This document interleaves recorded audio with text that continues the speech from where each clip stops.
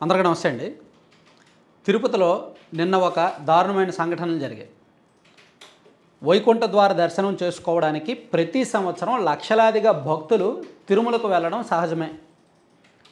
గత కొన్ని దశాబ్దాల నుంచి ఇది జరుగుతున్న ప్రక్రియ. ఆ 10 రోజుల పాటు స్వామివారిని దర్శించుకుంటే పునర్జన్మ ఉండదని ఏదో వాళ్ళ నమ్మకాలు వాళ్ళకు ఉంటాయి. దాన్ని అతిభక్తి అనొచ్చు, విశ్వాసం అనొచ్చు, నమ్మకం ఏదో ఒకటి. సో ఇక్కడ భక్తులను తప్పుపట్టాలా లేదా అనేది ఆలోచించే కంటే ముందు అక్కడ ఏర్పాట్లు చేయడంలో వైఫల్యాన్నే మనం ఫస్ట్ తప్పుపట్టాలి. పోలీసులను తప్పుపట్టాలి, యంత్రాంగాన్ని తప్పుపట్టాలి, పాలక మండలిని తప్పుపట్టాలి, ప్రభుత్వాన్ని తప్పుపట్టాలి, ఆ తర్వాత భక్తులను కూడా తప్పుపట్టాలి. సో ఈ ఓవరాల్ ఇన్సిడెంట్లో కొన్ని సమాధానం లేని ప్రశ్నలు కూడా ఉన్నాయి.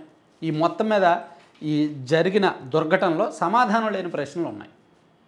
మొత్తం మీద టీటీడీ ఈవో గారు అనేక సందర్భాల్లో చెప్పారు. ఆయన ఏమన్నారంటే దాదాపుగా 7 లక్షల మంది భక్తులు దర్శనం చేసుకోవడానికి ఏర్పాట్లు చేస్తున్నాము అని అనేక సందర్భాల్లో ఆయన మీడియా ముఖంగా చెప్పారు. ఒక క్లిప్పింగ్ కూడా పెడతాను, దాని రిలేటెడ్ చూడండి. అలాగే మొదటి 3 రోజులు దర్శనం చేసుకోవడానికి 1,20,000 మందికి టోకెన్లు ఇస్తాము అని అనౌన్స్ చేశారు. గురువారము, శుక్రవారము, శనివారము ఈ 3 రోజుల పాటు 1,20,000 టోకెన్స్ అందుబాటులో ఉంచాము. అవి ఇవ్వడానికి 8 కేంద్రాలు ఏర్పాటు చేశారు. అంటే 8 కేంద్రాలు 1,20,000 టోకెన్లు అంటే ఒక్కొక్క కేంద్రం దగ్గర సుమారుగా 15,000 టోకెన్లు, 15,000 మందికి టోకెన్లు ఇస్తారు. ఏమంటే 15,000 మందికి ఒక కేంద్రం సరిపోద్దా? ఎన్నికలు జరుగుతున్నప్పుడు ఒక పోలింగ్ బూత్లో మ్యాక్సిమం 2,000 మంది ఉంటారు, అంతకన్నా ఎక్కువ మంది ఉండరు. అప్పటికే పెద్ద లైన్ ఉంటుంది. సరే, ఎన్నికలంటే ఆ ప్రక్రియ వేరు, దానికి దీనికి సంబంధం లేదని మీరు చెప్పొచ్చు కాక. కానీ అక్కడ 1,500 మందికో 2,000 మందికో ఒక పోలింగ్ బూత్ ఏర్పాటు చేస్తారు కదా. ఇక్కడ 15,000 మందికి ఎలా ఏర్పాటు చేస్తారు? అట్లీస్ట్ 5,000 మందికి ఒక కేంద్రం ఏర్పాటు చేస్తే బాగుండేది. అదొకటి ఫెయిల్యూర్. ఇది ఫెయిల్యూరా కాదా ఒకసారి ఆలోచించండి. 1,20,000 మందికి 8 కౌంటర్లు మాత్రమే ఏర్పాటు చేయడం తప్ప కాదా అనేది ఒకసారి కామెంట్ చేయండి.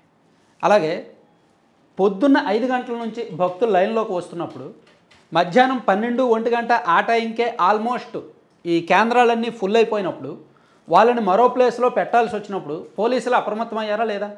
తోపులాట జరిగే వరకు పోలీసులు ఎందుకు నిర్లక్ష్యంగా ఉన్నారు? రైల్వే స్టేషన్ నుంచి, బస్ స్టాపుల నుంచి జనాలు భారీగా వస్తున్నప్పుడు ఎందుకని ముందుగానే కంట్రోల్ చేయలేదు? ఎక్కడో జీవకోణంలో తొక్కిసలాట జరిగింది, అక్కడికి వెళ్ళారు.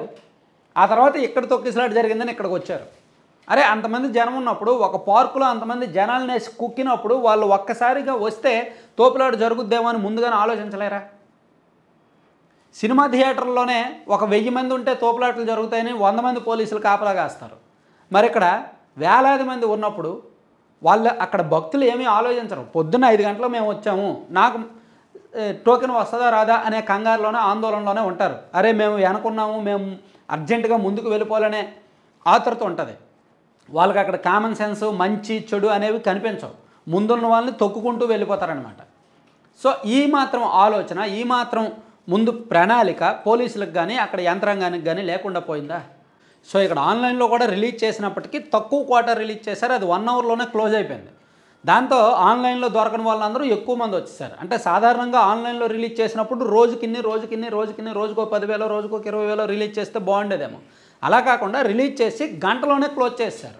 దాంతో ఇంకా ఆన్లైన్లో ఉండవేమో, డైరెక్ట్గానే ఇస్తారేమో, నేరుగా వెళ్దామని చెప్పి మన తెలంగాణ రాష్ట్రం నుంచి, కర్ణాటక నుంచి, తమిళనాడు నుంచి, కేరళ నుంచి ఇటువైపు మన వాళ్ళు సో భారీగా అన్ని రాష్ట్రాల నుంచి భారీగా వెళ్ళారనమాట.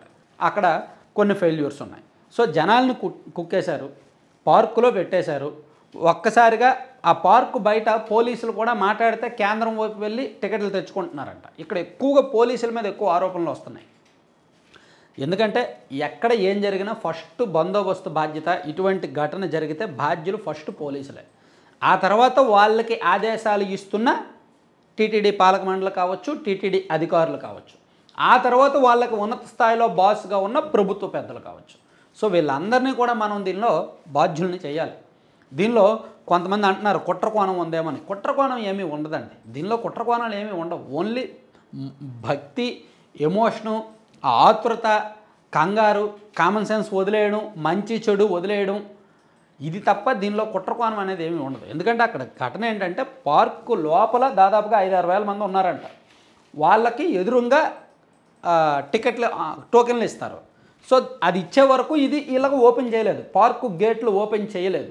ఒక్కసారిగా అక్కడికి ఎవరో వెళ్ళడం, ఆ గేట్లు ఓపెన్ చేయడం, సో అంటే దాంతో ఒక టికెట్లు ఇస్తారేమో వీళ్ళందరిలో ఒక్కసారిగా ఒక భావన మొదలైంది. చూడండి, మనం సినిమా థియేటర్లో టికెట్ల కోసం ఒక గంట వెయిట్ చేస్తాం.